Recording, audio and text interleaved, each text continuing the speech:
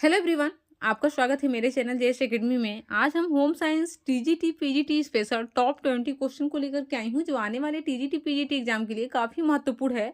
तो चलिए वीडियो की शुरुआत करते हैं। आज का जो पहला क्वेश्चन है, राष्ट्रीय महिला आयोग की स्थापना कब की गई थी? ऑप्शन पहला 1992 में, दूसरा ऑप्शन है 1993 में, तीसरा है ऑप्शन 1994 में और चौथा ऑप्शन 1995 में। राष्ट्रीय महिला आयोग की स्थापना जो की गई थी सन 1992 में किया गया था। First option is the right answer. अगला है, सर्वाधिक ऊर्जा का उपयोग करने वाला कार्य है। इसमें से कौन सा कार्य है जिससे सर्वाधिक ऊर्जा का उपयोग होता है? ऑप्शन पहला है बुनना, दूसरा ऑप्शन है आटा गूंथना, तीसरा है फर्श पोंछना और चौथा ऑप्शन है डस्टिंग। तो सबसे ज़्यादा ऊर्जा का उपयोग जो जिस कार्य में होता है उस वो है फर्श पोंछना। Third option is the right answer. अगला है, भारत का वह कौन सा राज्य है जो प्राथमिक शिक्षा पर सर्वाधिक धनराशि खर्च करता है? कौन सा राज्य है भारत का जिस जो प्राथमिक शिक्षा पे सबसे ज्यादा धन खर्च करता है? ऑप्शन पहला तमिलनाडु, दूसरा ऑप्शन है गुजरात, तीसरा ऑप्शन है केरल और चौथा है महाराष्ट्र। सबसे ज्यादा धन खर्च करने वाला जो राज्य है वो केरल है प्राथमिक शिक्षा पे। Third option is the right answer. अगला है, तीव्र बुद्धि मानव का आईक्यू होता है। जो तीव्र बुद्धि का बालक होता है उसका आईक्यू कितना होता है? ऑप्शन पहला बुद्धि लब्धि, ऑप्शन पहला 140 से अधिक, दूसरा ऑप्शन है 120 से अधिक, तीसरा है 90 से 110 और चौथा ऑप्शन है 100 से अधिक। तीव्र बुद्धि बालक का जो आईक्यू लेवल होता है 140 से अधिक होता है। First option is the right answer. अगला है, वसा का अवशोषण होता है। वसा का अवशोषण कहाँ होता है? ऑप्शन पहला है ग्रास नली में, दूसरा ऑप्शन है छोटी आंत में, तीसरा है मुख में और चौथा इनमें से कोई नहीं। वसा का अवशोषण जो होता है छोटी आंत में होता है। Second option is the right answer. अगला है, हमें सदैव सांस लेनी चाहिए। सांस किससे लेना चाहिए? ऑप्शन पहला है मुंह से, दूसरा ऑप्शन है नाक से, तीसरा है दोनों और चौथा है दोनों में से कोई नहीं। हमें सदैव जो सांस लेना चाहिए वो नाक से लेना चाहिए। Second option is the right answer. अगला है, क्षय रोग से बचाव के लिए निम्न में से टीका लगवाया जाना चाहिए। क्षय रोग से बचने के लिए हमें कौन सा टीका लगवाया जाना चाहिए? ऑप्शन पहला है बीसीजी का, दूसरा है डीबीटी का, तीसरा है एमएमआर का और चौथा प्रोक्षवी। क्षय रोग से बचाव के लिए जो टीका लगवाया जाता है वो बीसीजी का लगवाया जाता है। First option is the right answer.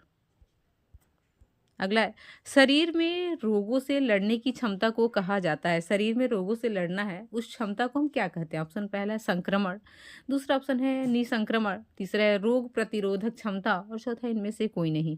शरीर में रोगों से लड़ने की क्षमता को रोग प्रतिरोधक क्षमता कहते हैं। Third option is the right answer.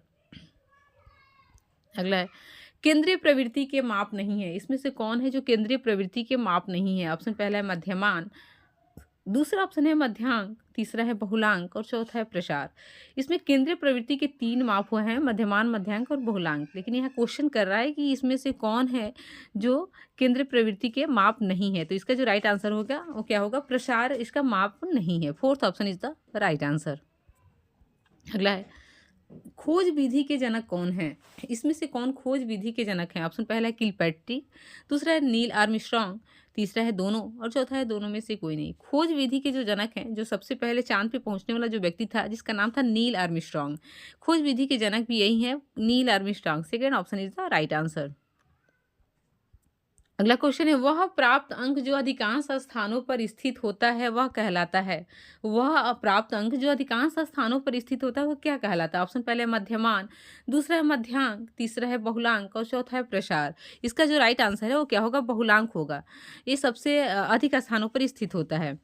अगला क्वेश्चन है, अवलोकन विधि के अध्ययन में हम पढ़ते हैं। अवलोकन विधि के अध्ययन में हम क्या पढ़ते हैं? ऑप्शन पहले है बाह्य व्यवहार को, दूसरा ऑप्शन है अंतः व्यवहार को, तीसरा है भावनाएं और चौथा है विचार। इसका जो राइट आंसर है वो क्या होगा? अवलोकन विधि के अध्ययन में हम पढ़ते हैं बाह्य व्यवहार को। First option is the right answer. अगला है, भारत में दहेज विरोधी कानून कब लागू हुआ था? भारत में दहेज विरोधी कानून कब लागू हुआ था? ऑप्शन पहला 1947 में, दूसरा ऑप्शन है सन 1960 में, तीसरा है सन 1961 में और चौथा ऑप्शन है सन 1986 में। भारत में दहेज विरोधी कानून जो लागू हुआ था सन 1961 में हुआ था। Third option is the right answer.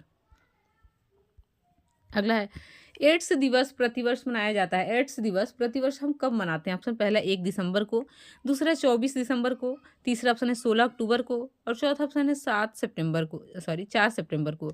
इसका जो राइट आंसर है, एड्स दिवस प्रतिवर्ष जो मनाया जाता है 1 दिसंबर को मनाया जाता है। First option is the right answer.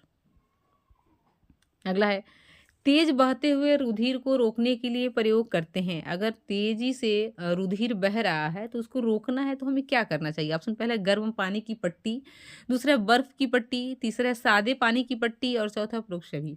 तो हमें जो प्रयोग करना चाहिए, बर्फ की पट्टी प्रयोग करना चाहिए। Second option is the right answer.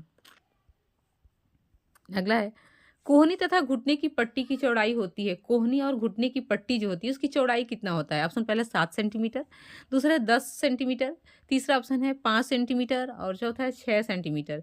कोहनी तथा घुटने की पट्टी की जो चौड़ाई होती है वो 7 सेंटीमीटर होती है। First option is the right answer.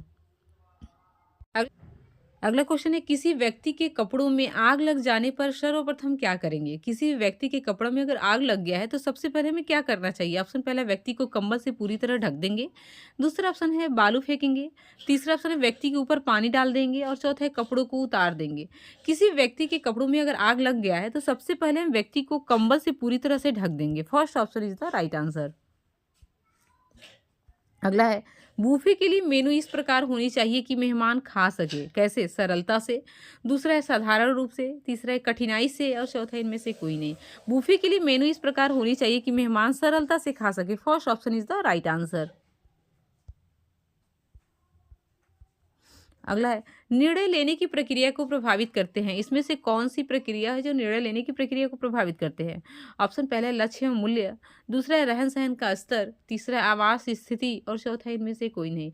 निर्णय लेने की प्रक्रिया को जो प्रभावित करते हैं लक्ष्य और मूल्य करते हैं। First option is the right answer. अगला तथा लास्ट क्वेश्चन है, फलों के भंडारण के दौरान किन स्थितियों को नियंत्रित किया जाता है? ऑप्शन पहला है तापमान, दूसरा है वायुमंडलीय गैस, तीसरा है आर्द्रता और चौथा है उपरोक्त सभी। इसका जो राइट आंसर है वो क्या होगा? उपरोक्त सभी होगा। तापमान, वायुमंडलीय गैस और आर्द्रता सबको ध्यान में रखते हुए फलों का भंडारण किया जाना चाहिए। चलिए, वीडियो अच्छा लगा तो इसे लाइक शेयर और अगर चैनल पर नए हैं तो सब्सक्राइब करना ना भूले। Okay, thank you.